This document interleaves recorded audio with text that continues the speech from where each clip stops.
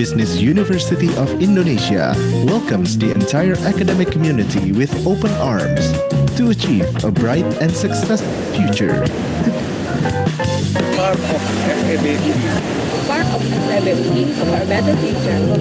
FEB UI, massive campus with great people and unique local food.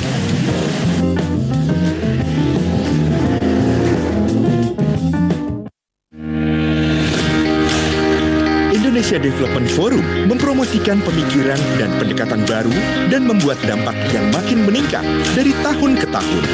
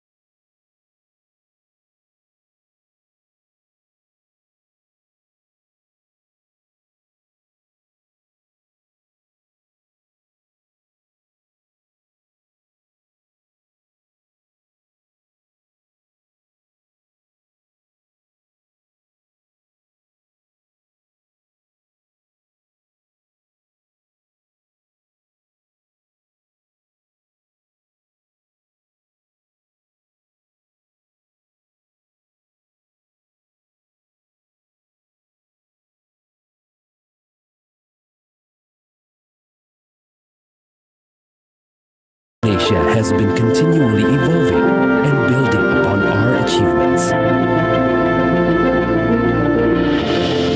We have become the biggest, best, and leading university in Indonesia and also Asia.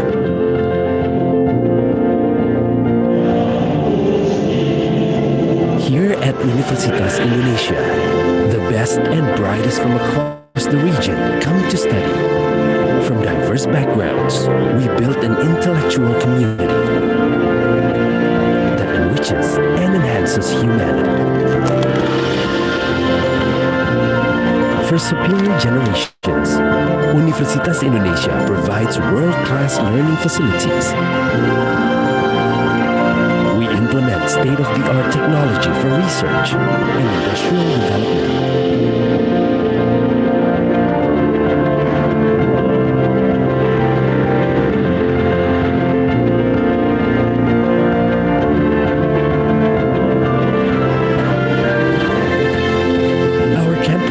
Accessible to all, also to the disabled. This is our commitment, realizing an inclusive educational environment. Universitas Indonesia is fully supported by environmentally friendly transportation and sustainable energy systems. We take pride in being a green and sustainable campus. Universitas Indonesia partners with relevant stakeholders to facilitate and provide ease of comfort for day-to-day activities for all our academic community.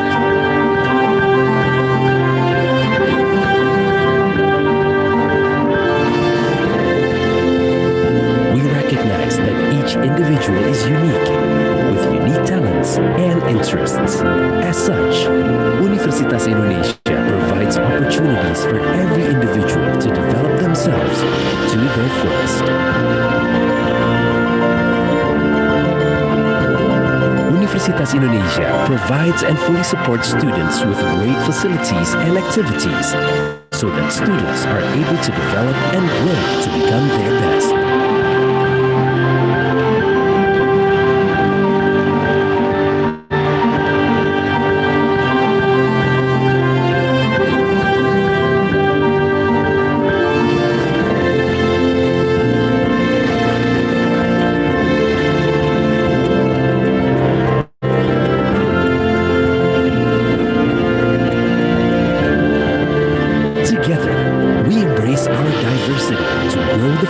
Together.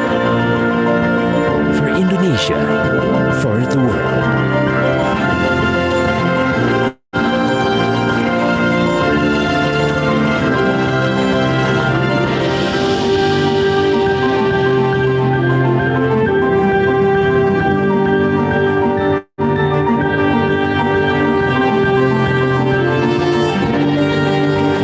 Universitas Indonesia. Unity in diversity.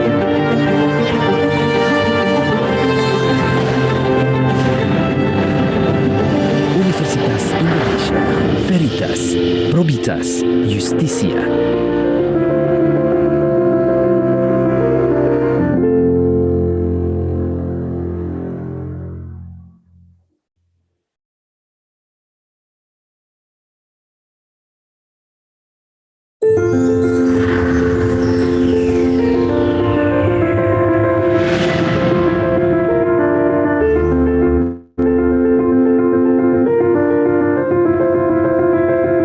This is Indonesia,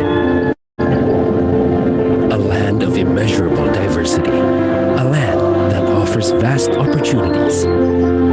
This is the nexus of hopes and aspirations from across the archipelago. Bersama, kami berikan kontribusi nyata lewat inovasi, karya cipta, dan pencapaian lain sesuai bidang ilmu. Dari UI, untuk Indonesia yang toleran, unggul, dan bermartabat. Welcome to Universitas Indonesia. Since our beginnings, Universitas Indonesia has been continually evolving and building upon our achievements. We have become the biggest, best, and leading university in Indonesia and also Asia.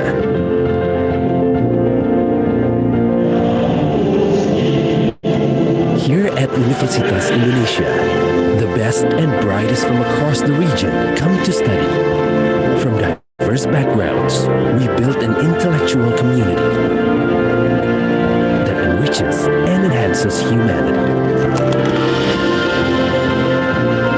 For superior generations, Universitas Indonesia provides world-class learning facilities. We implement state-of-the-art technology for research and industrial development.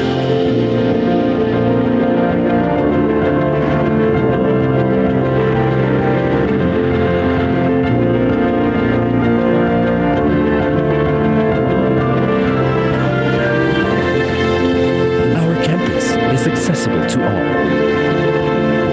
also to the disabled. This is our commitment for realizing an inclusive educational environment. Universitas Indonesia is fully supported by environmentally friendly transportation and sustainable energy systems. We take pride in being a green and sustainable campus. Universitas Indonesia partners with relevant stakeholders to facilitate and provide ease of comfort for day-to-day activities for all our academic community.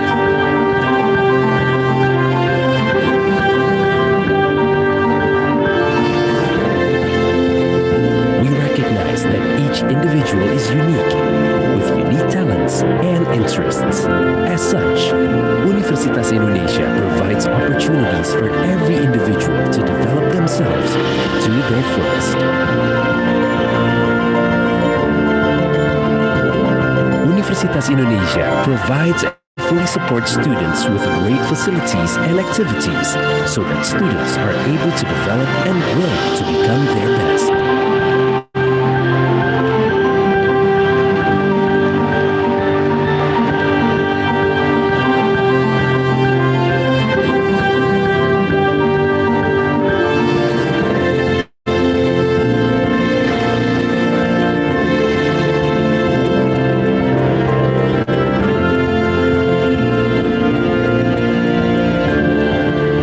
Together, we embrace our diversity to grow the future together.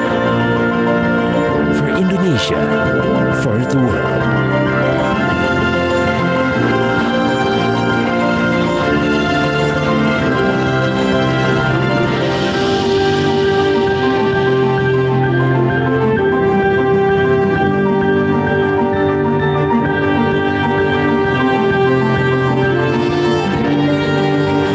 Universitas Indonesia.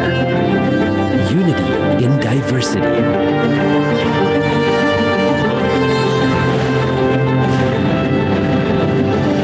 Universitas Indonesia. Veritas, Probitas, Justitia.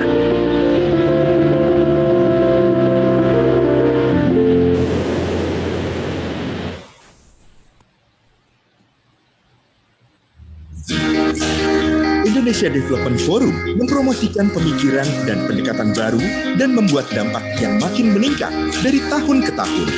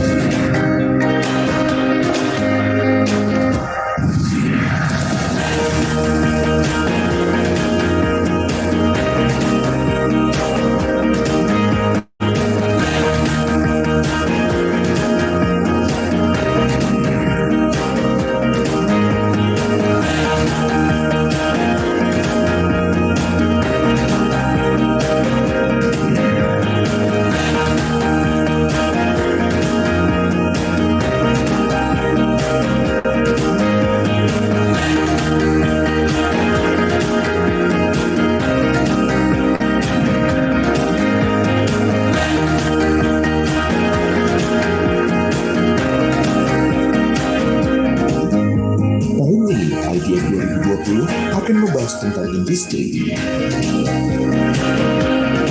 Terima kasih telah ikut serta dalam Call for Submission IGF 2020. Sampai jumpa di Indonesia Development Forum tahun depan.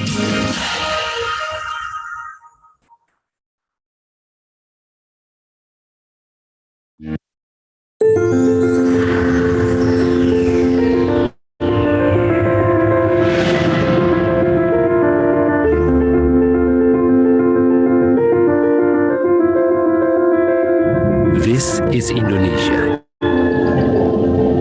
a land of immeasurable diversity, a land that offers vast opportunities. This is the nexus of hopes and aspirations from across the archipelago. Bersama kami berikan kontribusi nyata lewat inovasi, karya cipta, dan pencapaian lain sesuai bidang ilmu. Dari UI, untuk Indonesia yang toleran, unggul, dan bermartabat. Welcome to Universitas Indonesia. Since our beginnings, Universitas Indonesia has been continually evolving and building upon our achievements. We have become the biggest, best, and leading university in Indonesia and also Asia.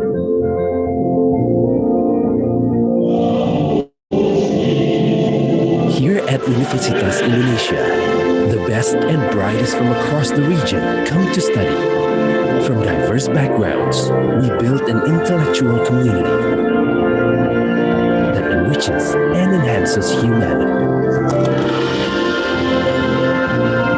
For superior generations, Universitas Indonesia provides world-class learning facilities.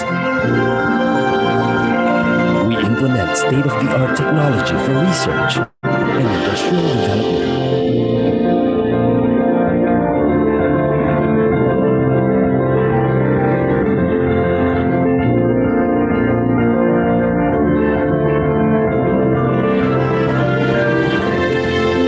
Our campus is accessible to all, also to the disabled.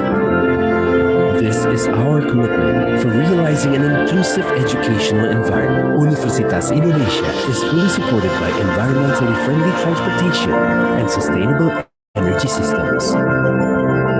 We take pride in being a green and sustainable campus. Universitas Indonesia partners with relevant stakeholders to facilitate and provide ease of comfort for day-to-day activities for all our academic community.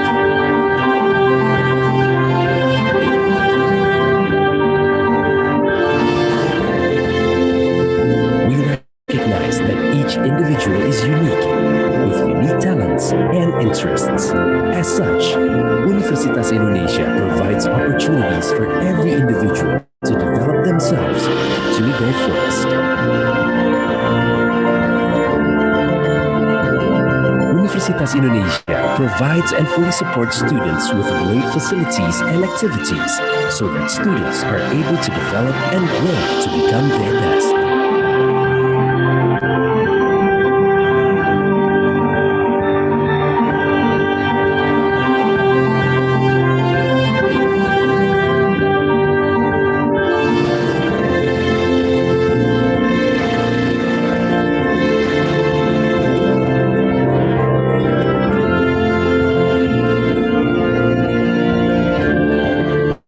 Together, we embrace our diversity to grow the future together. For Indonesia, for the world.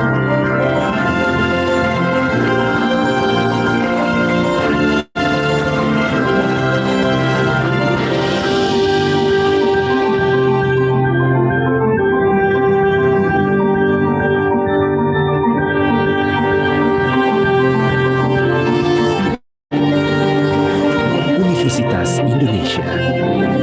Unity in diversity.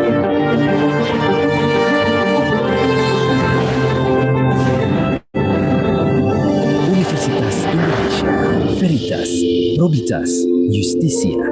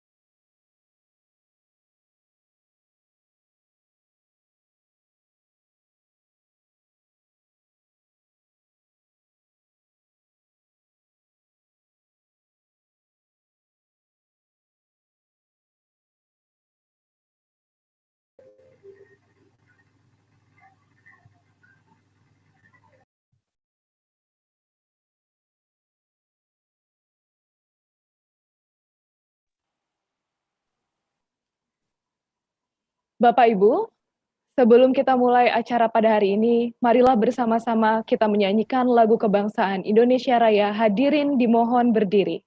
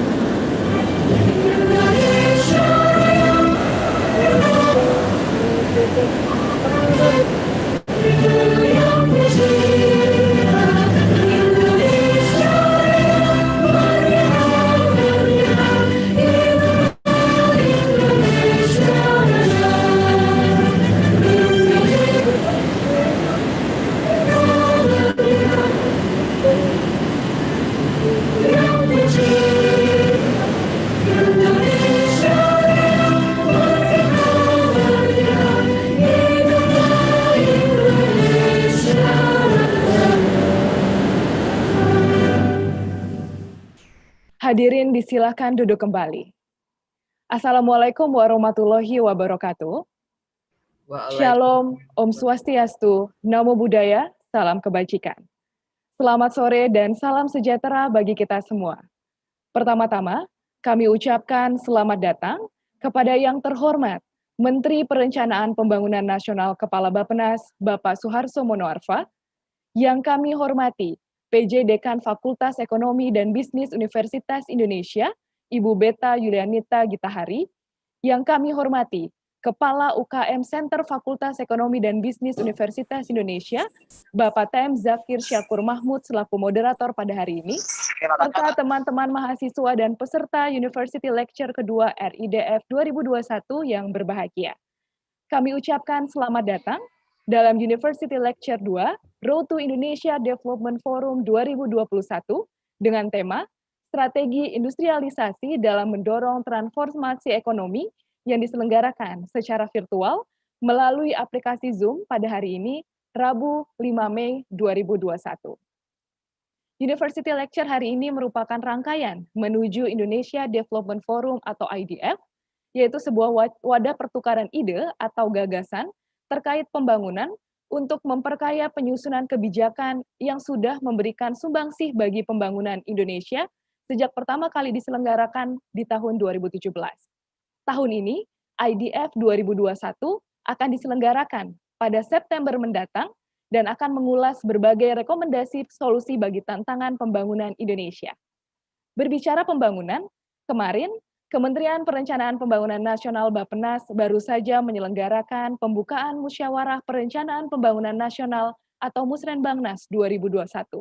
Dalam acara yang dibuka Presiden Republik Indonesia Joko Widodo tersebut, pemulihan ekonomi dan reformasi struktural ditetapkan sebagai tema rencana kerja pemerintah atau RKP 2022. Sebagai implementasinya, Kementerian PPN Bappenas telah menyiapkan 6 strategi besar redesain transformasi ekonomi Indonesia dengan industrialisasi sebagai salah satu fokus terpenting. Setelah mendengarkan kuliah umum Menteri PPN Kepala Bappenas sore ini, teman-teman mahasiswa dapat berpartisipasi dalam membangun Indonesia melalui pengajuan proposal Call for Submission Indonesia Development Forum 2021. Kami tunggu solusi pembangunan yang menarik, solutif, dan inovatif dari teman-teman mahasiswa. Jangan lupa kirimkan ide atau gagasan dalam bentuk makalah, paparan singkat, ide, blog, vlog melalui www.indonesiadevelopmentforum.com atau informasi lebih lanjut dapat melalui Instagram @iddforum atau website www.indonesiadevelopmentforum.com. Baik teman-teman mahasiswa yang berbahagia, sebagai agenda pertama hari ini, mari kita mendengarkan sambutan pembukaan yang akan disampaikan oleh PJ Dekan Fakultas Ekonomi dan Bisnis Universitas Indonesia. Kepada Ibu Beta Yulianita Gitahari, kami silakan. Terima kasih. Bismillahirrahmanirrahim. Yang kami hormati Bapak Menteri Perencanaan Pembangunan Nasional Kepala Bappenas, Bapak Suharto Monoarfa, beserta jajarannya. Yang kami hormati Bapak TM Zakir Mahmud, kolega saya sebagai moderator pada kesempatan sore hari ini, para mahasiswa yang saya cintai dan saya banggakan. Assalamualaikum warahmatullahi wabarakatuh. Salam sejahtera, salam sehat, dan selamat sore untuk kita semua. Segala puji dan syukur kita panjatkan kepada Allah Subhanahu wa Ta'ala, Tuhan Yang Maha Esa, atas segala berkahnya kita bisa berkumpul pada sore hari ini untuk menghadiri acara dari Kementerian Perencanaan Pembangunan Nasional Bappenas dalam rangka University Lecture yang kedua, Road to Indonesia Development Forum 2021. Dengan topik yang sangat menarik, yaitu strategi industrialisasi untuk mendorong transformasi ekonomi. Perekonomian Indonesia di tahun 2019 berhasil tumbuh di tengah perlambatan ekonomi global yang dipengaruhi oleh dinamika perang dagang dan geopolitik, penurunan harga komoditas, serta perlambatan ekonomi di banyak negara. Menghadapi situasi eksternal tersebut, Indonesia pada tahun 2019 mengalami pertumbuhan ekonomi di atas 5%, karena terjaganya permintaan domestik, konsumsi pemerintah, serta investasi. Tahun 2020, COVID-19 melanda dunia. Indonesia bersama seluruh dunia terpukul cukup berat. Segala bentuk pencegahan penularan virus corona 19 diterapkan demi mencegah penularan dan menyelamatkan nyawa. PSBB diterapkan dan kemudian disusul dengan pembatasan kegiatan mikro di daerah-daerah yang terdampak penularan. Kita saksikan ketika masyarakat mematuhi sesaat, kita dapat menahan laju penularan. Tetapi setelah hari-hari raya, lonjakan penularan kembali terjadi. Karena terjadinya pengumpulan orang, prokes yang tidak diterapkan dengan disiplin, sehingga pembatasan-pembatasan kembali diterapkan. Secara ekonomi ini berakibat tentu pada tertekannya permintaan terhadap barang dan jasa, sehingga supply pun mengalami penurunan dan mengakibatkan pertumbuhan ekonomi mengalami perlambatan. Langsung saja kalau kita kaitkan dengan pembangunan industrialisasi, izinkan saya mengutip dari apa yang pernah disampaikan oleh Bapak Menteri Perindustrian pada saat kuliah umum di FIB. Beliau mengatakan bahwa ada 9 tantangan pembangunan industri nasional, yaitu 1. Kurangnya bahan baku dan bahan penolong. 2. Kurangnya infrastruktur. 3. Kurangnya utility, yaitu listrik, air, dan pengolahan limbah. 4. Kurangnya tenaga ahli. 5. Tingginya tekanan impor. 6. Limbah industri yang masih perlu diolah agar tidak merusak lingkungan. 7. Permasalahan industri kecil menengah. 8. Logistik sektor industri. Serta 9. Belum terbangunnya basis data sektor industri. Bagaimana kita dapat memberi jawaban atas tantangan-tantangan tersebut? Tentunya dengan strategi industrialisasi Indonesia sejalan dengan visi Indonesia 2045, yaitu Indonesia maju, adil, dan makmur dalam kerangka Negara Kesatuan Republik Indonesia. Hal ini dapat diterjemahkan bahwa perekonomian Indonesia maju dan terlepas dari middle income trap. Saya melihat pada tahap inilah diskusi-diskusi yang diselenggarakan dalam lingkup Indonesia Development Forum akan mendukung terjadinya tukar pandang dan mengembangkan wawasan kita yang kemudian akan mengerucut untuk menjadi suatu pemikiran yang dapat diwujudkan.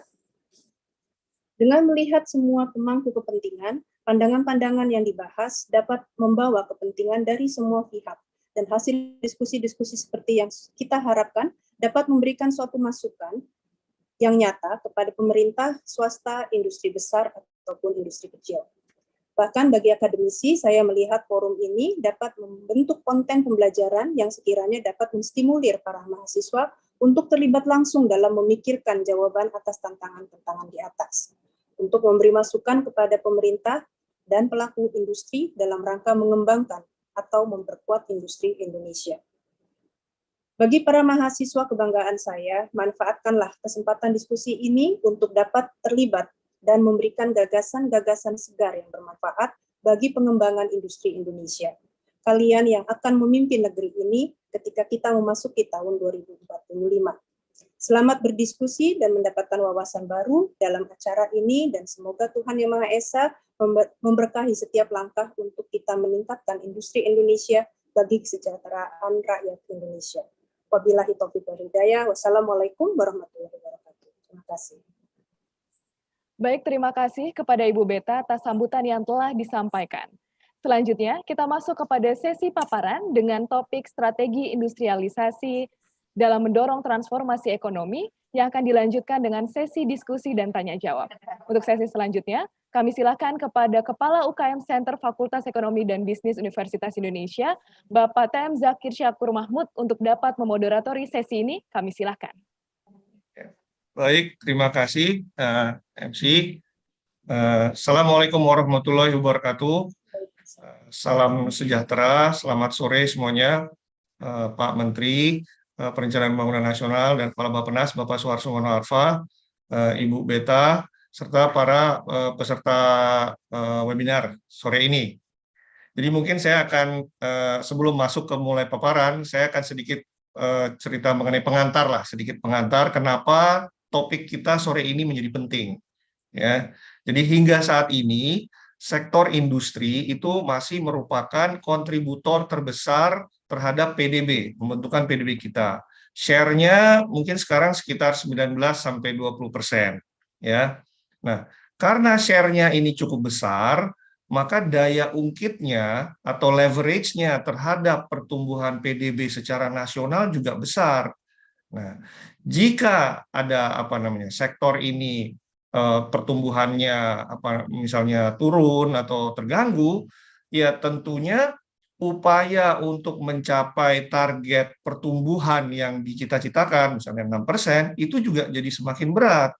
Nah, oleh karena itu strategi industrialisasi ya untuk mendorong transformasi ekonomi ini menjadi penting gitu loh. Bagaimana nih strategi yang pas untuk mendorong supaya sektor industri bisa menjadi motor penggerak dalam pembangunan ekonomi. Nah, sore ini kebetulan Pak Menteri udah mau meluangkan waktu untuk share ke kita semua bagaimana nih strategi industrialisasi untuk mendorong transformasi. Jadi ini sebuah kesempatan bagus bagi kita semua untuk mendengarkan langsung dari Pak Menteri. Nah, nanti setelah paparan dari Pak Menteri akan diikuti oleh sesi tanya jawab. Ya, jadi saya minta kepada para peserta, mohon pertanyaannya ditulis di kolom chat. Ya, nanti kami akan bacakan. Nah, ini juga ada pesan sponsor dari panitia. Untuk 3 penanya terbaik akan ada hadiah katanya dari panitia. Nah, mungkin saya sedikit saja pengantarnya. Dan untuk mempersingkat waktu, saya mempersilakan Bapak Menteri untuk memulai paparannya. Silakan, Bapak. Ya. Terima kasih. Yang saya hormati Ibu Beta Julieta Gitahari, Jabat Dekan Fakultas Ekonomi dan Bisnis Universitas Indonesia, dan Pak Zakir Syakur Mahmud yang bertindak sebagai moderator, dan para peserta, terutama para mahasiswa yang ikut di dalam acara pada sore hari ini.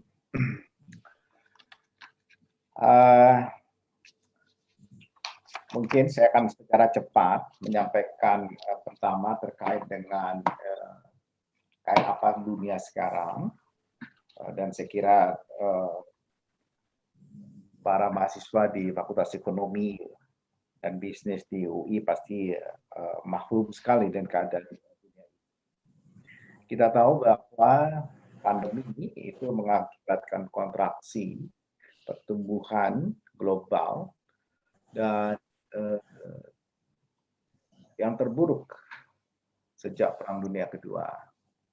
Kita lihat, dan ini tentu saja menciptakan peningkatan pengangguran dan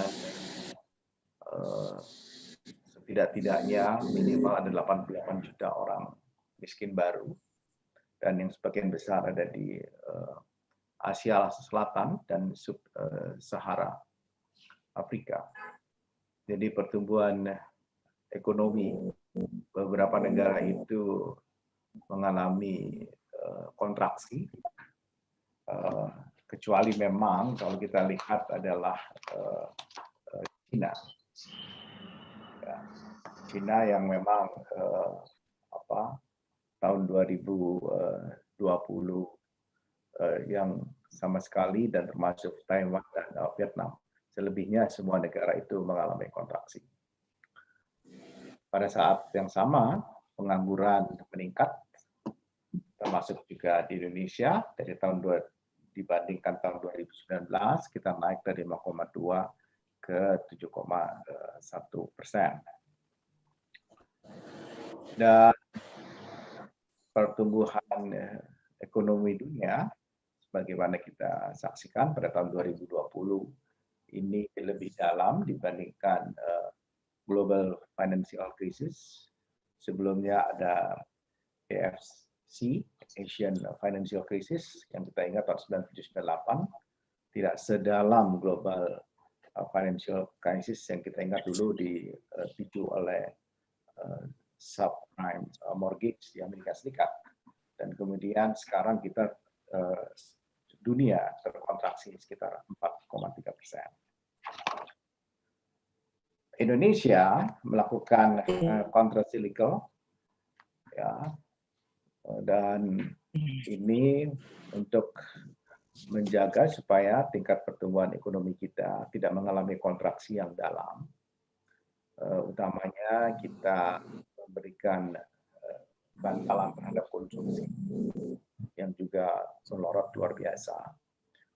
Dan satu-satunya yang memang dijadikan instrumen pada tahun 2020 yang lalu adalah belanja dari pemerintah yang kemudian meningkat, dan itu yang katakanlah quote and quote yang membantu bantalan konsumsi di masyarakat. Kalau kita lihat perkembangan ekonomi Indonesia per triwulan tahun 2021 ini yang baru saja dirilis oleh BPS, yaitu pada Q1 kita mengalami kontraksi minus 0,74%. Hitungan kami kemarin di Bappenas itu antara 0,6 dan 0,9% minus, dan angka persisnya di 0,8, jadi beda-beda sedikit dengan BPS. Dan kita lihat pertumbuhan konsumsi sudah mulai membaik, ekspor juga, dan mudah-mudahan ada trajektori yang demikian sampai dengan Q4 atau pada akhir tahun.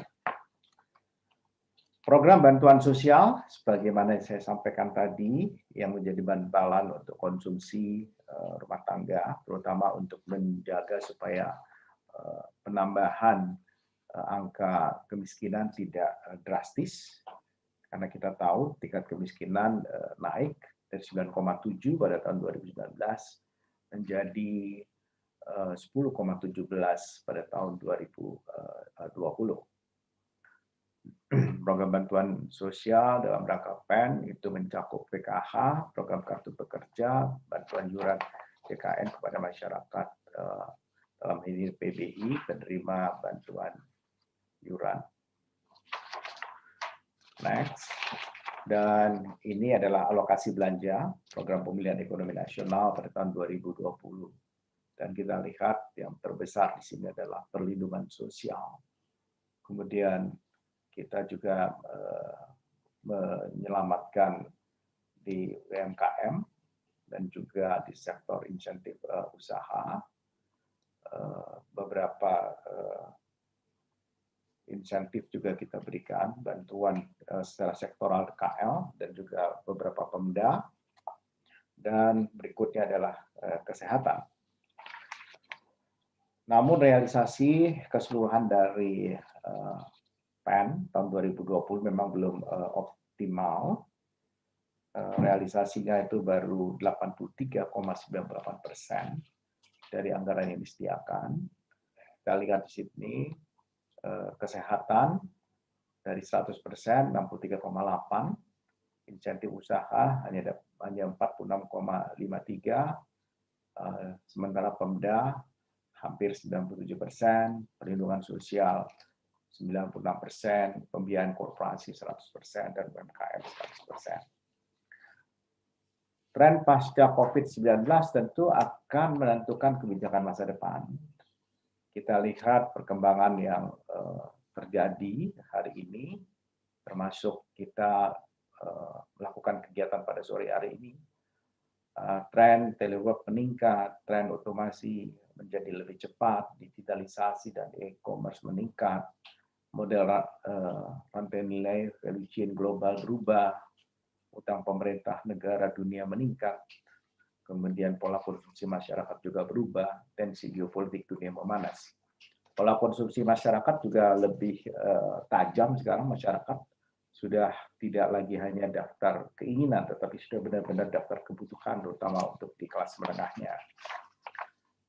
Kita lihat juga Purchasing Managers Index pada tahun 2021 ini sudah mulai membaik, dan Indonesia sendiri sudah 54,6%, dan kalau kita lihat year on year itu 98%, kalau dibandingkan dengan bulan yang lalu dan April Maret itu 2% kenaikannya. Jadi ada indikasi yang baik, dan mudah-mudahan ini disebabkan adalah permintaan di sisi demand yang efektif, ya, dan mendorong juga permintaan atas tenaga kerja.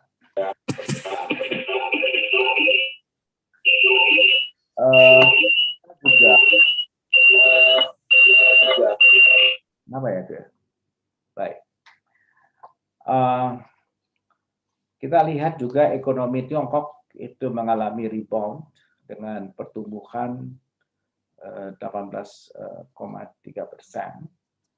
ya, dan menjadi pemicu pemulihan global. Kita tahu di samping Amerika yang kontribusinya terhadap PDB dunia sekitar 24%, Cina yang kedua ini sekitar 16,3%. Dan memang ekonomi Tiongkok sebenarnya sudah mulai membaik sejak Q2 2020.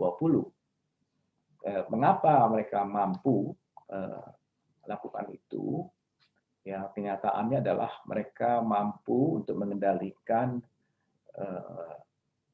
pandemi di negara itu sedemikian rupa sehingga terjadi adaptasi yang baik sekali di dalam rangka pemulihan ekonomi di Tiongkok, bahkan mengalami pertumbuhan yang lumayan besar. Pertumbuhan juga dipimpin oleh penjualan retail, barang konsumsi, pertumbuhan investasi aset tetap, dan juga produksi industri yang meningkat. Memang pemulihan industri global masih dibayangi oleh risiko ketidakpastian. Uncertainty ini cukup masih lumayan, uncertainty risk, terutama pada subsektor yang erat dengan global value chain. Jadi kita lihat di sini tadi industrial production dan PMI meskipun sudah pulih, tetapi masih ada sektor-sektor yang vulnerable, ya, dan produksi industri global meskipun pulih, tapi proyeksi pertumbuhan industri pada tahun 2021 7,1%. Indonesia sendiri sebenarnya sudah membaik karena kapasitas industri kita efektif sebenarnya pada sebelum COVID itu sekitar 70%. Dan kita bersyukur justru pada bulan-bulan akhir ini terjadi kenaikan di melebihi dari kapasitas terpasang yang melebihi dari kapasitas efektif 70% tahun lalu sebelum pandemi. Memang beberapa sektor mengalami risiko disrupsi rantai pasok yang tinggi seperti subsektor elektronik dan komponennya otomotif, tekstil, dan permesinan. Laju pemulihan subsektor industri global akan terjadi secara seragam. Kita lihat di sini kalau setiap pada perkiraan periode pemulihannya, industri manufaktur pada Q4 secara global sudah pulih. Jepang diperkirakan pada Q2 2021, Amerika Serikat Q2 2021, dan di Eropa sama. Tiongkok sudah memulainya pada tahun lalu. Demikian juga untuk industri-industri yang lain, kita bisa lihat di sini. Dan yang kita lihat di warna merah itu, industri tekstil, kulit, dan pakaian jadi di Jepang, Amerika, Eropa, dan Tiongkok, itu mungkin pemulihannya termasuk yang akan lamban. Mungkin dari sisi demand side-nya mungkin juga menurun.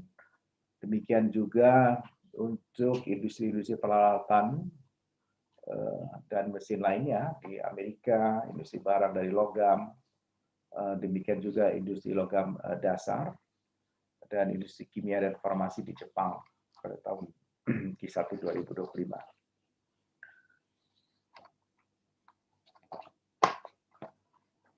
Transformasi ekonomi memang sedang kita langsungkan sebenarnya pada tahun-tahun belakangan ini, hanya terganggu dengan pandemi, dan gangguan pandemi cukup signifikan. Dan seperti kita ketahui bersama bahwa visi Indonesia 100 tahun Indonesia Merdeka itu dengan basis angka tahun 2015, kalau kita mampu menjaga pertumbuhan ekonomi kita sekitar 5,7%, maka dengan basis tahun 2015 kita akan mencapai $23.200 per kapita pada tahun itu, dan kita akan menjadi negara dengan total PDB sekitar 7,4 triliun US dollar. Dan yang penting dari pesan ini adalah bagaimana kita pada tahun 2036 itu diharapkan graduate terlepas dari middle income trap pada tahun 2036. Bahkan pada tahun 2019 kita sebenarnya telah masuk ke dalam kelompok upper middle income. Sebelumnya tentu kita di lower middle income, dan pada sebelum tahun 80-an kita di low income. Dan karena itu kita harus beradaptasi dengan keadaan sedemikian rupa untuk mengembalikan trajektori itu. Jadi sedikit tentang middle income trap, saya kira pasti di mahasiswa di Fakultas Ekonomi dan Bisnis saya nggak perlu jelaskan lagi di middle income trap. Jadi middle income trap ini threshold-nya 12.535. Jadi di atas itu adalah sudah high ekonomi. Dan seperti tadi saya sampaikan, sebenarnya tahun 2036 dengan basis tahun 2015 itu kita sudah bisa graduasi dari middle income trap. Namun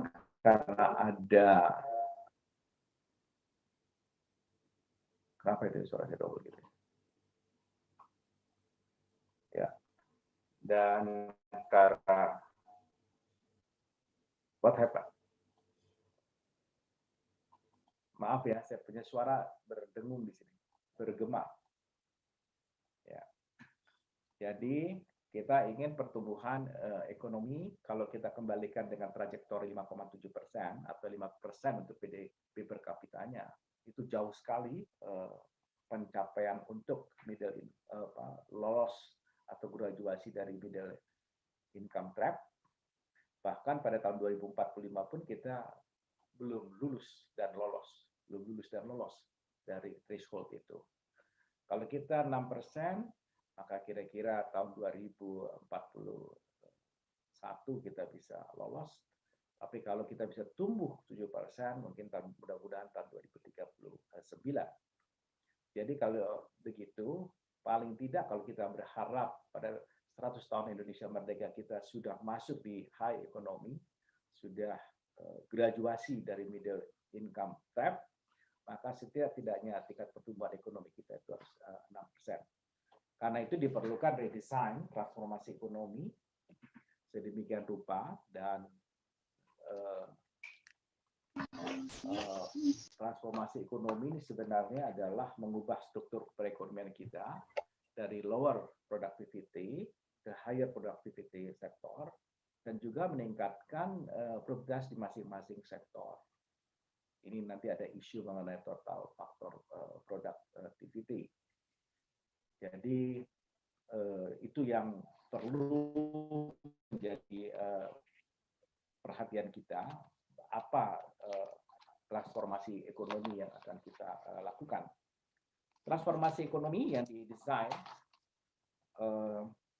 adalah transformasi ekonomi Indonesia yang inklusif dan berkelanjutan, di mana kita juga memainstream SDGs, karena juga ada target capaian pada tahun 2030 sebagai komitmen global. Strategi pertama adalah kita bagaimana memastikan sumber daya manusia kita itu berdaya saing, dan dalam hal ini sistem kesehatan kita itu bisa mencapai apa yang disebut dengan universal healthcare, di mana seluruh pelayanan kesehatan bisa memenuhi tingkat universal healthcare itu. Nah, kalau bisa sampai di situ, ada prasyarat-prasyarat yang memang harus dipenuhi, misalnya mengenai jumlah rumah sakit rujukan nasional, jumlah dokter, kemudian penyakit-penyakit yang bisa kita atasi, kemudian alat farmasi, industri farmasi, obat-obatan yang bisa, obat-obat generik yang bisa kita hasilkan sendiri. Dan tentu mesti pendidikan, dan pendidikan ini isunya banyak sekali, termasuk misalnya angka PISA kita yang sekarang hanya sekitar 370-an, bandingkan dengan Cina yang sekarang paling tinggi angka PISA-nya itu kira-kira sekitar 550-an, lebih tinggi dibandingkan Singapura. Riset dan inovasi ini juga penting. Jadi saya soal pendidikan tadi, selain kalau kita ukur berdasarkan instrumennya OECD tadi PISA itu adalah untuk melakukan pengujian terhadap siswa-siswa umur 15 tahun untuk literasi, matematika, dan sains. Kemudian riset dan inovasi, ini tentu yang akan mengequip sumber daya manusia kita yang berdaya saing itu. Lalu produktivitas di sektor ekonomi, industrialisasi, nanti kita bahas ini, produktivitas UMKM, dan modernisasi pertanian. Modernisasi pertanian terutama ini nanti terkait dengan nilai tukar petani, di mana petani tidak hanya terlibat atau mendapatkan manfaat, benefitnya itu hanya di on-farm-nya, tetapi petani juga harusnya masuk di off-farm-nya, sehingga menaikkan nilai tukar petani. Nilai tukar petani di Indonesia ini sungguh sangat tidak bergerak kalau menurut saya. Cuma dari sekitar 100 ke 102, 104, kadang-kadang turun ke 96, 97. Bandingkan dengan Thailand bisa 120, 140, apalagi dengan Cina 140 sampai 150. Kemudian ekonomi hijau. Ekonomi hijau ini adalah ekonomi rendah karbon dan ekonomi sirkuler, transisi energi. Ekonomi rendah karbon ini terutamanya untuk dalam rangka kita mencapai net zero emission. Itu kita juga sudah mencoba mendesain skenario pencapaian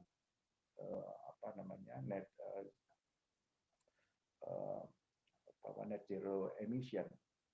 Kemudian juga transisi energi, bauran energi kita yang harus lebih dominan dari yang terbarukan, energi yang baru dan terbarukan. Transformasi digital, it is a must. Infrastruktur digital, kita ingin mencapai the last mile sampai di tempat-tempat 3T, yang pemanfaatan digital, kemudian penguatan enabler, kemudian integrasi ekonomi domestik, infrastruktur konektivitas, super hub, domestic value chain. Jadi kita tidak hanya memasukkan bagaimana mengaitkannya ke dalam global supply chain dan terkait dengan domestic value chain kita. Strategi berikutnya adalah kalau ini bisa dilaksanakan adalah ibu kota negara, karena kita ingin membentuk sebuah playground baru gitu, playground untuk mendorong peningkatan TFP untuk permodal dan tenaga kerja, dan ada hitungan secara spesifik yang kami lakukan di sana. Industrialisasi menjadi faktor penting. Ini kita punya tema hari ini. Penting untuk keberhasilan transformasi ekonomi Indonesia. Dan itu adalah investasi, ekspor, dan industrialisasi. Pertama, kita memang perlu mendorong investasi ya pada sektor-sektor produktif yang menciptakan nilai tambah tinggi, selain berorientasi ekspor tentu untuk memenuhi pasar domestik. Dan pendalaman rantai pasok, ya, kemudian pengembangan industri halal berorientasi ekspor. Dan kemudian optimalisasi pasar dalam negeri dan belanja negara, meningkatkan pengembangan rantai pasok, sektor industri dan pariwisata, pengembangan ekonomi kreatif digital, dan memanfaatkan belanja dari APBN dan BUMN untuk mendorong industri domestik dan IKM. Misalnya membentuk captive market, contoh yang kecil adalah belanja alutsista misalnya. Selama ini kita impor, bagaimana itu kita ubah, tidak hanya impor, tetapi menjadi spending to buy. Spending to invest maksud saya. Buy to invest atau spending to invest. Sehingga pada titik tertentu kita sudah repetitifnya itu di dalam negeri, dan kemudian industri itu menjadi bagian dari global supply chain. Dan kita mestinya menjadi pemain, dan kita sebenarnya sudah punya pemain yang secara internasional diakui, misalnya Dirgantara mendapatkan pekerjaan-pekerjaan dari Boeing, dari Airbus, ya, tapi memang pada situasi pandemi ini agak turun. Begitu juga dengan industri-industri kita yang lain. Kebijakannya di sisi supply memastikan ketersediaan input cost untuk proses produksi dengan tingkat harga yang kompetitif. Kemudian kita bisa lakukan reskilling, upskilling terhadap sumber daya manusia kita, karena bisnis modelnya juga berubah, dan tentu akan diikuti dengan financial model yang berubah. Pendekatannya itu meningkatkan iklim usaha agar lebih kondusif, fasilitasi alokasi sumber daya sesuai dengan keunggulan komparatifnya, peningkatan progres secara agregat, baik di dalam sektor ataupun lintas sektor, dan kemudian menekan biaya expenses, cost and expenses of doing business. Strateginya penjajakan, pendampingan, pengelolaan investasi pada sektor prioritas, pengembangan kawasan industri, terintegrasi dan infrastruktur industri, implementasi kebijakan pengembangan industri 4.0 dan sektor prioritas, mendorong pengembangan industri hijau, circular economy, pengembangan industri kecil dan menengah secara komprehensif. Jadi mengenai kawasan industri, kita ada setidak-tidaknya sekarang sudah punya beberapa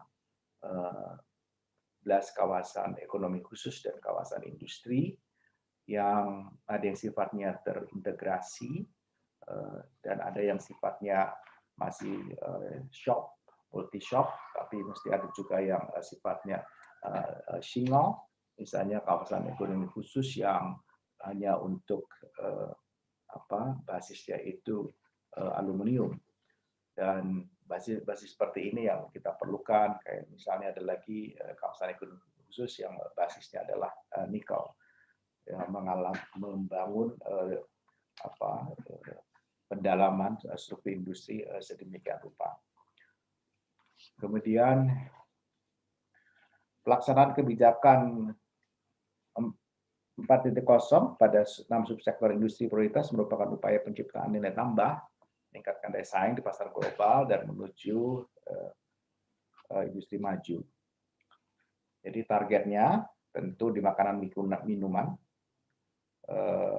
kemudian ada di tekstil dan busana, elektronik, otomotif, kimia, farmasi, alat kesehatan, dan fokusnya tentu yang menarik memang kita dalam satu basis feedstock atau basis dari bahan mentah, kemudian apakah kita akan broad spectrum atau kita akan pada spesialisasi, itu akan bergantung pada masing-masing daerah. Jadi secara nasional kita tidak memastikan itu, kecuali nanti ada yang terkait dengan domestic value chain. Jadi misalnya nanti fokus mengenai makanan dan minuman ini ujungnya adalah ketahanan pangan. Jadi ketahanan pangan dan juga kemampuan kita untuk bisa memberikan atau mengekspor untuk jenis-jenis makanan tertentu. Kemudian tekstil dan busana, mungkin kita akan masuk di serat buatan. Kemudian di elektronik, kita juga bisa bagian dari global supply chain, baik untuk mobil listrik, baterai, komponen IoT, otomotif demikian juga. Ke depan mungkin lebih banyak akan mobil listrik, kimia farmasi, terutama untuk obat-obat generik, kemudian alat-alat kesehatan, baik yang sifatnya disposable dan consumable, diagnostic recon dan sebagainya. Di bawahnya itu ada beberapa key inisiatif, dan berikut ini saya tunjukkan beberapa kawasan industri, seperti yang saya sampaikan tadi, dengan lokasinya dan jenis industri, status, dan yang sudah berproduk operasional produksi atau belum. Jadi kalau kita lihat di sini, kalau Galang Batang itu Riau di alumina dengan jenis industri alumina, itu status izin usaha kawasan industrinya itu ini salah di sini, ini sudah ada, operasional produksi itu sudah, dan bulan depan itu sudah akan melakukan ekspor. Saya baru saja mengunjungi Galang Batang di Kepri itu, bukan di Riau, di Kepulauan Riau, yaitu di Pulau Bintang. Kemudian kalau yang belum sedang dalam proses memang Batam, ya. Kemudian ada di Subang, Surya Borneo. Ini adalah kawasan-kawasan industri yang menjadi lokasi untuk apakah sebagian besar adalah terkait dengan teknologi intensive industry, physical capital intensive industry, dan human capital intensive industry. Ada juga yang sifatnya natural resource intensive industry seperti kelapa sawit di Semangke, dan juga tadi yang saya sebut alumina. Intervensi kebijakan pemerintah dalam pengembangan kawasan industri akan dilakukan secara terpadu dan menyeluruh untuk memastikan kawasan industri itu dibangun dan mengarah kepada tujuan pembangunan industri nasional. Pada tahap perencanaan, tahap pembangunan, dan tahap pengendalian dan evaluasi. Untuk mendorong daya saing dan produktivitas industri kecil dan menengah dilaksanakan secara terpadu, termasuk menyelaraskan kegiatan pembinaan yang dilakukan lintas instansi, sebagaimana kita saksikan di sini, masing-masing pelaku dan apa saja yang dikerjakan dan hasilnya seperti apa. Mulai dari kita lihat akses pembiayaan, akses sumber baku dan penolong, fasilitas teknologi dan sarana prasarana produksi, peningkatan kualitas produk dan keahlian sumber daya, kemudian peningkatan akses pasar. Jadi semuanya terangkum di sini. Industri hijau akan menjadi game changer bagi pembangunan Indonesia.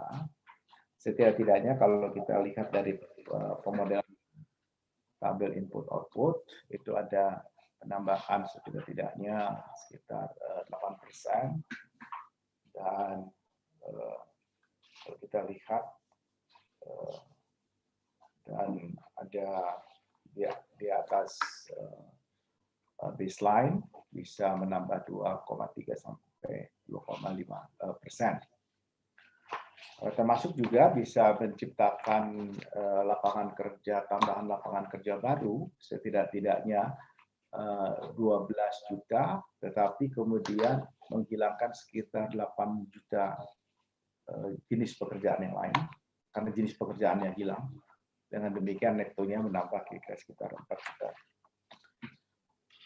Dan akademisi dan sivitas akademik perguruan tinggi memiliki peran penting tentu dalam mendorong transformasi ekonomi ini, dan terutama dalam rangka pertumbuhan inklusif berbasis inovasi, kebijakan publik berbasis bukti, termasuk didorong misalnya untuk di Science and Techno Park, Science Technology and Industrial Park, yang di beberapa tempat sudah ada.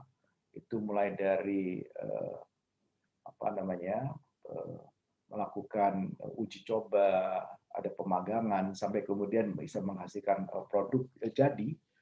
Saya melihat sendiri misalnya di Science and Technology and Industrial Park di NTB, di Mataram, di mana mereka sudah bisa membuat motor listrik, sepeda motor listrik. Dan sudah mulai dipesan, meskipun belum dimanufaktur. Memang belum dimanufaktur. Jadi masih model setengah manufaktur. Nah, ini ke depan memang karena mereka dalam uji coba, R&D, dan seterusnya. Ini menarik menurut saya. Ternyata kita punya kemampuan seperti itu. Saya kira itu saja yang saya sampaikan. Nanti kita bertanya jawab sampai waktu yang memisahkan kita sampai jam berapa ini. Silakan. Terima kasih banyak atas paparannya Pak Menteri, cukup komprehensif ya. Jadi saya catat ya sedikit, saya catatnya ada 6 strategi yang sebagai game changer ya, di mana di situ salah satunya adalah peningkatan produktivitas, dan di sini industri berperan. Terus juga ada strategi-strategi industrialisasi yang sudah disampaikan mengenai berkaitan dengan ekspor, bagaimana dengan domestik, dari sisi supply, mengenai input cost dan iklim usaha dan cost of doing business ya, biasanya berkaitan itu. Baik, Dalam sesi ini kita sekarang masuk ke sesi tanya jawab ya.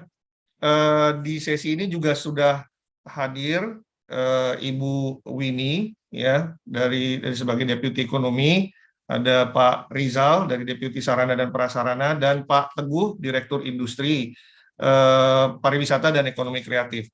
Ini pertanyaan yang masuk cukup banyak, Pak. Ya, jadi karena banyak, jadi terpaksa kita pilih-pilih dulu nih, Pak ya, nggak apa-apa ya, Pak ya. Karena kalau nggak nanti Pak Menterinya nggak ada, wah, mesti jawab semua, repot nih, waktunya habis. Jadi ada sesi ini saya ambil 3 penanya dulu, Pak. Ya, 3 penanya. Ini kebetulan pertanyaannya juga cukup bagus ya. Jadi ada yang mengkaitkan adalah industri dengan pertanian, Pak, dan pedesaan. Itu satu pertanyaan topik utamanya. Terus yang kedua adalah pertanyaan, nanti saya akan saya bacakan, Pak. Yang kedua itu adalah pertanyaan mengenai supaya keluar dari middle income trap, ada industrial policy, dan kita juga selalu biasanya mengacu kepada negara-negara kayak Korea, Taiwan, Jepang. Nah, kita punya nggak rencana seperti itu? Nah, itu nanti yang ketiga itu berkaitan dengan kawasan, Pak, kawasan industri di kawasan barat dan di kawasan industri di bagian timur, dan bagaimana logistiknya. Nanti saya bacakan pertanyaan yang pertama. Sebentar, ini pertanyaan banyak nih. Jadi apakah perlu dilakukan industrialisasi di sektor pertanian, ya? Dan idealiskah upaya tersebut dilakukan, dan bagaimana political will pemerintah, Pak? Ya, jadi industrialisasi di sektor pertanian dan bagaimana political will pemerintah. Itu yang pertama. Yang kedua adalah mengenai industrial policy. Kalau kita mengacu ke negara-negara industri seperti di Asia Timur, mengenai Jepang, Korea, Taiwan, itu ada konglomerat lokal yang diberi insentif, ya, diberi insentif. Nah, apakah kita juga punya strategi seperti itu? Nah, itu yang kedua. Dan yang ketiga adalah mengenai rencana pemerintah untuk menyeimbangkan pembangunan industri di kawasan timur dan di kawasan barat. Bagaimana logistiknya juga, Pak. Nah, gitu. Mungkin itu 3 dulu, Pak, dari sekian yang setelah dikurasi. Silakan, Pak. Pertanyaannya bagus-bagus nih. Hebat-hebat nih pertanyaannya. Sudah bisa jadi menteri pertanyaannya itu. Ya, jadi pertama tentu kita tidak akan meninggalkan pertanian, dan pertanian itu memang harus terhubung dengan industri. Orang juga sering mengatakannya ada agroindustri, ya, tetapi agroindustri seperti apa?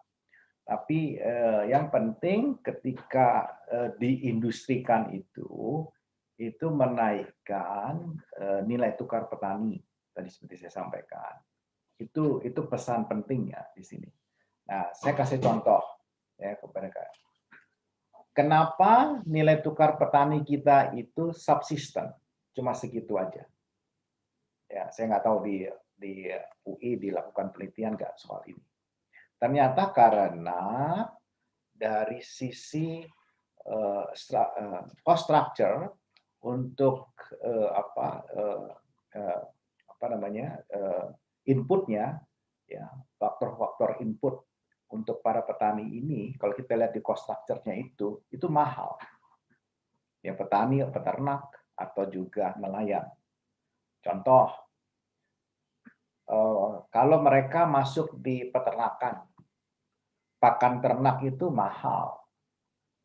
Ya, akibatnya harga mereka, perolehan harga mereka itu menjadi sangat tipis sekali dibandingkan nanti dengan harga yang mereka terima. Jadi ini mengakibatkan nilai tukar yang mereka peroleh itu dari hasilnya mereka dan untuk kebutuhannya mereka menjadi bedanya tipis sekali. Nah, intervensi sebenarnya dilakukan oleh pemerintah, ya, juga pakan atau harga pupuk atau harga ini.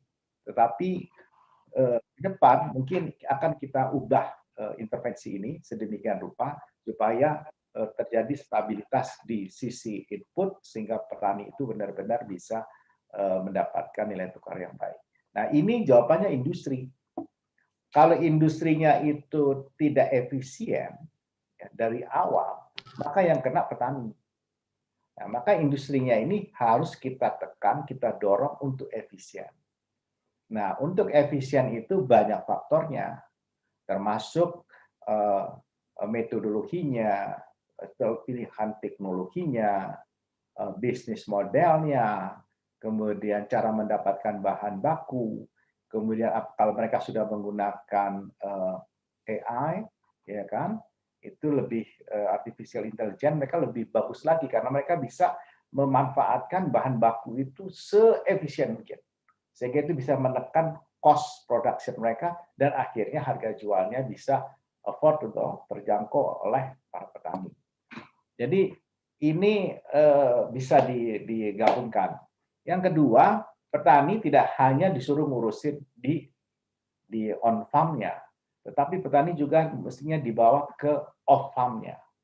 Nah, kenapa juga nilai tukar petani itu rendah? Karena mereka tidak 100% mendedikasikan waktunya itu bekerja sebagai petani atau buruh tani. Setelah musim tanam atau setelah musim panen, mereka ke kota jadi buruh. Nah, ini kadang-kadang nggak dihitung ya sebagai nilai perolehan mereka sehingga untuk memperbaiki mereka punya struktur di nilai tukar petani. Nah, jadi artinya kita ingin seorang petani atau buruh tani itu kalau kita reskilling, ya kita upskilling kemampuannya dia, maka dia akan tetap ada di wilayah farm-nya dia. Ada kegiatan yang di on farm, ada kegiatan di off farm. Misalnya kalau di beras gitu, di padi, petani-petani punya rice milling unit gitu. Nah, RMU mereka punya sendiri, dengan demikian mereka bisa mendapatkan nilai tambah yang lebih baik dibandingkan dia hanya menjual gabah. Banyak sekali cara untuk melibatkan. Nah, jadi on farm, di off farm ini itu banyak sekali teknologi, mulai dari teknologi gudang, penyimpanan, teknologi ya, semua ini harus didekati secara industri, jadi tidak lagi dengan cara-cara passion atau cara-cara farmer, tapi sudah industrialized. Nah, ini kalau dua sisi ini diperbaiki dengan secara tata pikir industri, maka dengan demikian nilai tukar petani naik, industri jalan gitu. Dan kita sebut agroindustri karena terjadi kenaikan nilai tambah yang dinikmati oleh pelakunya, oleh petaninya. Jadi meningkatkan kesejahteraan gitu. Ini sudah banyak dilakukan oleh anak-anak muda. Nah, ini saya challenge nih mahasiswa-mahasiswa di UI. Banyak mahasiswa-mahasiswa sekarang itu maklun Pak Zakir maklun ke misalnya ke Kerawang atau ke Tasik. Mereka datang ke sana, mereka kasih bibit ke petani padi organik, kemudian mereka beli balik. Jadi petani itu hanya memelihara terus ya supaya tingkat produksinya tinggi, lalu mereka sendiri yang beli gitu. Petani lebih suka itu karena dia sudah tahu siapa yang beli dan mereka mendapatkan benih, jadi mereka hanya ongkos untuk on farm-nya. Tapi di off farm-nya dibagi sama anak-anak ini. Itu anak-anak yang berhati mulia itu. Sehingga kemudian beras itu kemudian mereka petani-petani diajak bagaimana packing, memperbaiki, memilah beras yang bagus dan seterusnya di RMU. Jadi dia kerja lagi di situ. Jadi 100% dedicated di farmer gitu. Itu memang paling hanya menghasilkan 1 bulan 5 ton, 6 ton, tapi benar-benar baik. Nah, ini saya kira itu kerjaan yang bagus dan kemudian oleh anak-anak muda itu dijual lewat marketplace. Kita bisa lihat itu beras organik gitu, beras Jepang itu kan ada semua di HP kita ini. Nah, ini saya kira ya terkait dengan industri dan pertanian tadi. Yang kedua tadi adalah terkait dengan industrial policy, Pak. Ya, keberpihakan policy kepada konglomerat lokal. Apa ada nggak kita punya? Kita banyak insentif sebenarnya, insentif kita berikan, insentif-insentif ini. Sebenarnya kalau dalam rangka investasi, Indonesia sekarang ini memang sedang bersaing misalnya dengan Vietnam. Kalau Vietnam itu yang pertanyaan orang Vietnam kepada orang yang mau investasi, baik di dalam negeri maupun di luar negeri, dari luar negeri, itu adalah apa yang mesti saya sediakan. Gitu. Apa yang mesti saya sediakan supaya Anda bisa berinvestasi dengan baik. Dan kemudian bisa menghasilkan industri yang baik, nilai tambah. Meskipun ada persyaratan minimal, tetapi mereka begini. Nah, kalau di kita, itu pertanyaannya masih begini. Pertanyaannya, kami menyediakan ini A, B, C, D. Kami menyediakan gitu. Yang untuk memudahkan Anda berinvestasi. Itu kan pertanyaannya sudah beda. Jadi kalau di Vietnam maunya apa? Maunya ini. Oke, kita bikin. Di sini nggak belum bisa, gitu. Kenapa? Karena ada otonomi daerah. Daerah kadang-kadang satu daerah dan daerah yang lain. Jadi sebenarnya daerah-daerah didorong aja untuk bersaing. Kalau kita mau bikin industrial policy yang benar, daerah-daerah didorong untuk bersaing, di mana yang mereka bisa memberikan kemudahan yang paling tinggi bagi para industrialis yang datang di situ, yang bisa membawa nilai tambah, manfaat, dan seterusnya, dikasih insentif seperti apa oleh daerah. Sehingga misalnya soal tanah, ini kadang-kadang kan kalau tanah itu, daerah A jualnya belum kalau dia lihat orang datang mau investasi, yang dihajar dulu harga tanah. Sudah marah mereka. Nah, bagaimana tanah sudah disediakan, tapi daerah lain bisa begini, tanah sudah disediakan, water treatment plant sudah disediakan, air bersih disediakan, listrik tinggal tancap aja, tinggal bayar nanti air, itu mereka senang gitu. Nah, persaingan ini yang harusnya kita dorong ke daerah, karena industri sebenarnya di sana. Policy umum yang diberikan oleh pemerintah karena untuk quote and quote untuk supaya ada alasan eksternalitas. Dengan titik 2 dengan quote and quote titik 2 gitu, biar ada alasan eksternalitas, maka ada kawasan industri, maka ada kawasan ekonomi khusus gitu yang diatur oleh Perpres, diatur itu sebenarnya. Jadi sebenarnya semacam ada enclave sebenarnya di daerah itu dari hal policy-nya, polisi nasional yang berlaku di situ. Nah, sebenarnya kalau daerah nangkep gagasan kawasan ekonomi dan seterusnya ini, mestinya mereka bisa membuatnya jauh lebih baik lagi. Jadi industrial policy kita secara spesifik itu misalnya kita bisa berikan tax holiday, tapi tax holiday sekarang itu sudah lagi bukan sesuatu yang mewah. Hampir semua negara sekarang memberikan tax holiday gitu. Ya kan? Sebenarnya industrial policy yang kita berikan kepada mereka, pertama adalah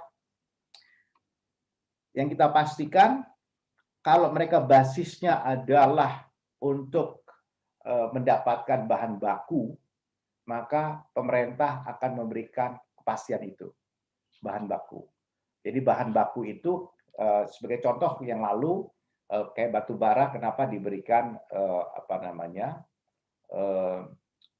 tax ekspor sin tax untuk ekspor, karena untuk dilakukan DMO, domestic market obligation-nya harus tetap terpelihara. Jadi itu kenapa? Karena untuk melindungi kebutuhan di dalam negeri. Demikian juga untuk nikel. Kenapa kemarin misalnya nikel dilarang diekspor? Sekarang nikel itu harus ada di sini. Nah, ini alumina. Sekarang kita bikin alumina, aluminium, dan kemudian nanti itu boksit. Nanti sebentar lagi boksit kita larang itu.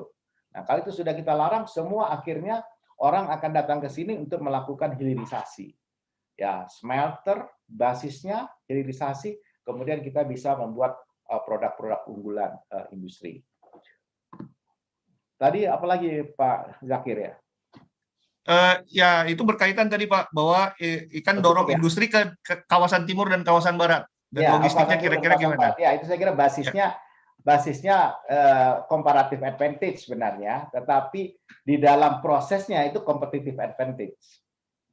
Basisnya itu comparative advantage karena ada sumber daya alam di sana, tetapi kemudian proses industrinya sendiri itu menjadi competitive advantage. Saya kira gitu ya, itu Porter itu supaya tidak jadi masuknya pertama dengan Ricardo gitu, begitu industrinya masuknya dengan si Porter, begitu. Terima kasih Pak.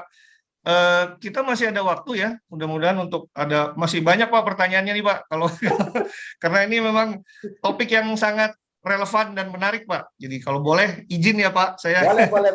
menyampaikan. Ini ada lagi pertanyaan mengenai energi green, hijau, industri hijau sedikitnya. Jadi mengenai bagaimana aplikasi strategi dari ekonomi hijau Pak, yang selama ini kan masih digerakkan oleh energi fosil, ya. Nanti dan cenderung kurang ramah lingkungan. Nah, ke depan itu nanti akan seperti apa untuk industri hijau? Itu yang pertama. Terus yang kedua berkaitan dengan tenaga kerja dan SDM terampil yang merupakan salah satu penunjang dalam menjalankan industrialisasi. Nah, bagaimana strateginya pemerintah Pak untuk meningkatkan jumlah lapangan kerja bagi terutama dalam situasi seperti saat ini Pak? Jadi banyak pekerja yang kena PHK. Nah, gini apa nih langkah pemerintah untuk menciptakan lapangan kerja buat tenaga-tenaga yang terkena dampak pandemi ini. Dan yang terakhir ini berkaitan dengan IKN Pak. Nah, ibu kota negara. Jadi seberapa besar pengaruh atau efektivitas pemindahan IKN ini mampu mendorong pertumbuhan ekonomi? Nah, kurang lebih 3 itu Pak. Saya coba sarikan pertanyaannya. Silakan Pak.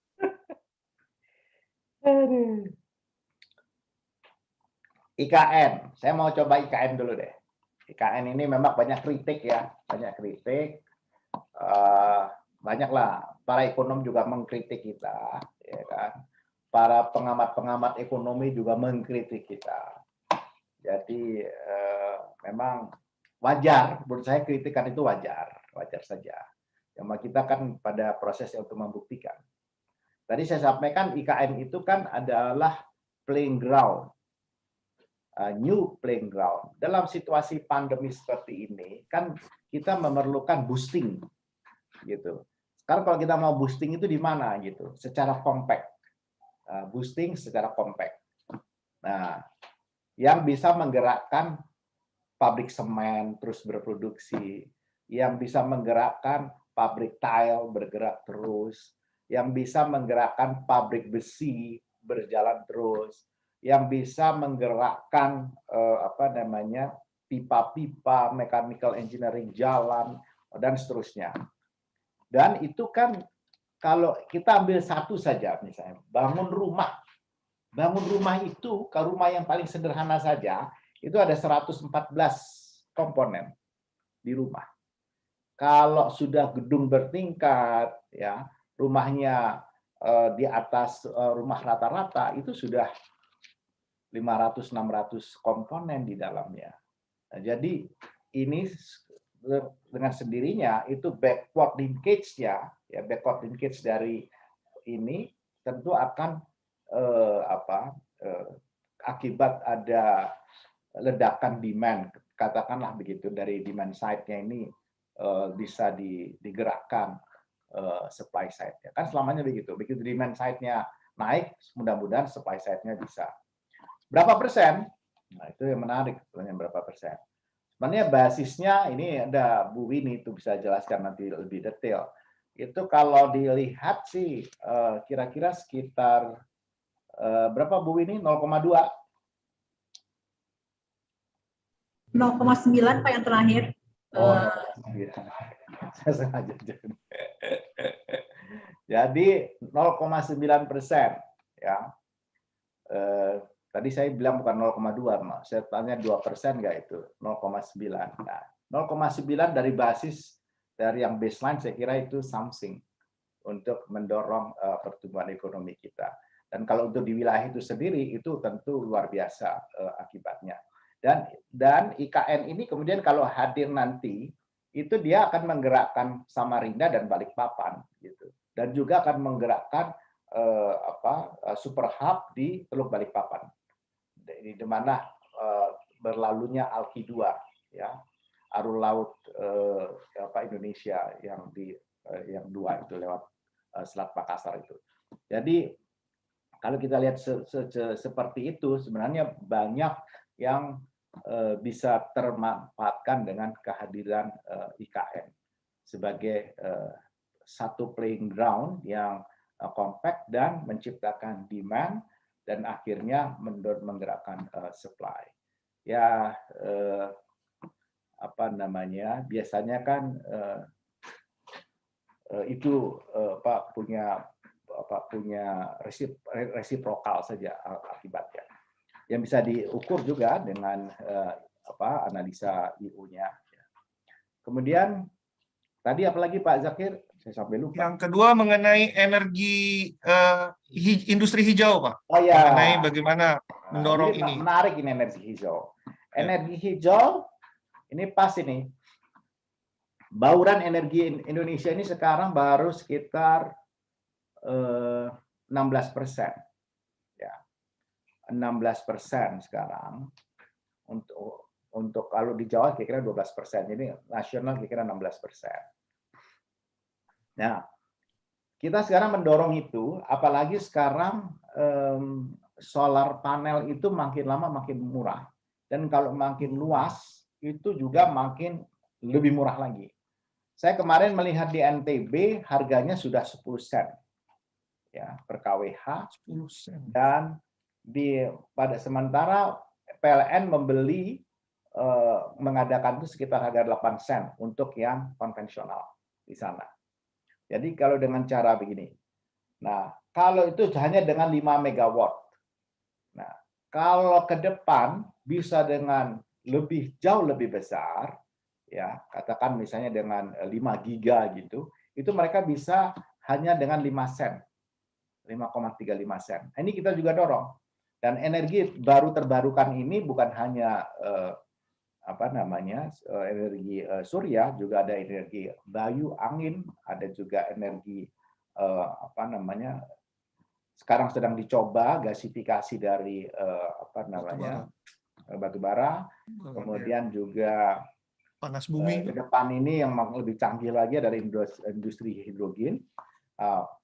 Beberapa daerah sudah akan mulai, misalnya Bali, itu mereka sudah akan melakukan pembatasan motor-motor yang konvensional sehingga didorong untuk motor-motor listrik. Mereka sudah melarang plastik, berikutnya mereka akan melarang motor-motor dengan bahan bakar akan beralih menjadi listrik. Dan itu akan menjadi kalau itu terbentuk marketnya, jadi pemerintah daerah itu bisa mendapatkan penghasilan yang lebih murah. Kenapa? Mereka bisa menjual recharge untuk baterai di semua jalan-jalan di kotanya, dan dengan demikian menjadi pendapatan untuk daerah. Nah, jadi energi baru terbarukan ini sesuatu yang memang kita dorong dalam rangka untuk mencapai net zero emission kita. Kita ada skenario 2045, 50, 60 dan 2070. tapi kita mendorong paling enggak di 2050. Nah, kalau 2050 maka maksimum gas rumah kaca itu pada tahun berapa kita ledakan dari karbon dioksida yang kita bolehkan. Kemudian setelah itu turun sampai pada tahun 2050 itu nol. Nah, ini homework kita bersama, termasuk misalnya juga air laut itu juga sedang dikembangkan. Kita sedang menjajaki 20 giga pakai solar cell dari Pulau Sumba yang kemudian nanti dikirim ke Jawa lewat transmisi via kabel laut, Pak. Ya, lewat laut. Jadi lewat laut tentu lewat kabel laut dari AC diganti DC kemudian ke AC lagi gitu, proses teknik dengan smart grid. Sebenarnya ke depan juga kita bisa mendorong masyarakat untuk melakukan mengadakan listrik secara komunal. Ya, secara komunal. Jadi kalau misalnya menggunakan rooftopnya mereka, rooftop ditaruh solar menghasilkan listrik, kemudian dijual ke grid, smart grid. Kalau malam mereka beli dari PLN, kalau siang mereka bisa jual ke PLN sehingga lebih hemat energi dan lebih hemat juga biaya yang dikeluarkan. Ya. Baik. Mungkin yang terakhir Pak, sedikit aja mungkin singkat aja karena kita juga terbatas waktunya Pak ya. Mungkin kita ini mengenai strategi pemerintah untuk dorong penyerapan tenaga kerja yang kena PHK dalam pandemi. Mungkin singkat aja Pak. Ya, saya kira kuncinya itu reskilling upskilling. Kuncinya itu memang ekonomi sirkular, ekonomi hijau ini menciptakan pekerjaan-pekerjaan baru. Dan pekerjaan-pekerjaan baru ini yang mesti dipromosikan. Ya. Dan juga pada saat yang sama kita juga ingin mendorong para teknopreneur, ya, para generasi muda. Kita akan mendapatkan ledakan demografi untuk bonus demografi pada usia-usia yang tingkat produktivitasnya tinggi sekali. Jadi saya kira itu kebijakan umum yang dilakukan oleh pemerintah, termasuk mendorong ke universitas untuk menyediakan prodi-prodi masa depan, ya, prodi-prodi masa, misalnya mengajarkan mengenai bahasa dan bahasa logik itu, bahasa komputer itu. Program ya, programming Pak. R, Python gitu. Ya, seperti itulah. Jadi itu yang lebih dikenalkan ya, sehingga dengan demikian mahasiswa-mahasiswa dan siswa-siswa ke depan lebih terliterasi gitu untuk bahasa coding. Jadi bahasa coding itu sudah menjadi hal yang biasa sehingga bisa bikin program sendiri untuk kebutuhan sendiri, bisa bikin AI sendiri di rumah gitu dan seterusnya. Ya, terima kasih. Baik, terima kasih banyak Pak Menteri ini atas pencerahannya. Ini tausiah menjelang buka puasanya mantap sekali nih Pak. Ya, jadi kita banyak info-info dan ini juga kepada teman-teman mahasiswa dan peserta webinar lainnya, ini kita udah dengar sendiri dari Pak Menteri bagaimana nih strateginya, dan mudah-mudahan apa yang sudah disampaikan ini bisa ditangkap dan bisa diimplementasikan dan dikolaborasikan juga tentunya dengan pemerintah. Ya, dengan UI, dengan senang hati. Ya, baik. Demikian ini karena waktunya juga sudah mendekati bulan berbuka, saya akhiri sesi tanya jawab ini. Wassalamualaikum warahmatullahi wabarakatuh, dan saya kembalikan ke MC. Baik, terima kasih Pak Menteri dan juga Pak Zakir atas informasi yang telah disampaikan dan pada sesi diskusi pada hari ini. Sebelum kami tutup acara sore hari ini, kami ucapkan terima kasih dan apresiasi sebesar-besarnya kepada Bapak Ibu, teman-teman mahasiswa yang sudah bergabung dengan total peserta 500 peserta, yang juga telah memberikan pertanyaan dengan total pertanyaan 36 orang melalui chat Zoom dan juga 1 penanya melalui YouTube.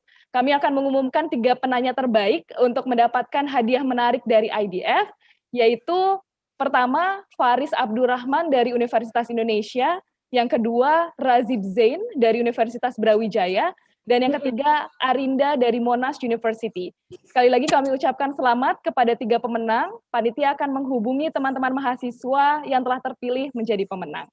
Baik Bapak Ibu hadirin serta teman-teman mahasiswa yang berbahagia, demikianlah University Lecture kedua Road to Indonesia Development Forum 2021 dengan tema Strategi Industrialisasi dalam Mendorong Transformasi Ekonomi yang diselenggarakan secara daring melalui Zoom pada hari ini. Semoga diskusi dan pembahasan yang sudah kita simak bersama dapat bermanfaat bagi kita semua dan juga industri Indonesia.